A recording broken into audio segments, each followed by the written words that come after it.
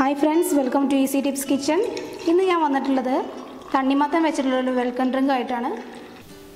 ഈ ചൂടുകാലത്ത് കുടിക്കാൻ പറ്റിയിട്ടുള്ള ഏറ്റവും ഹെൽത്തിയും ടേസ്റ്റി ആയിട്ടുള്ള ഒരു ഡ്രിങ്ക് ആണത്. ഇതിലേക്ക് വേണ്ട ഇൻഗ്രീഡിയൻസ് എന്തൊക്കെയാണെന്ന് നോക്കിയിട്ട് വരാം.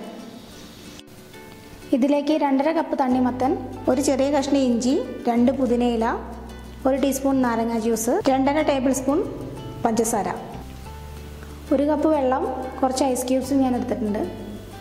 ഇത് ഉണ്ടാക്കുന്നതിന് വേണ്ടി മിക്സിയുടെ ജാറിലേക്ക് ഇൻഗ്രീഡിയൻസ് എല്ലാം ചേർത്ത് കൊടുക്കാം.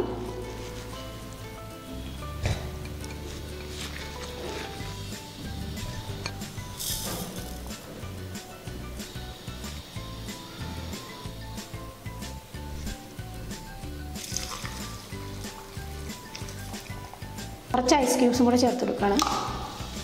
ഇനി നമുക്ക് ജ്യൂസ് അടിച്ചെടുക്കാം. ജ്യൂസ് റെഡി ആയിട്ടുണ്ട്. ഇനി നമുക്കിത് അരിച്ചെടുക്കാം.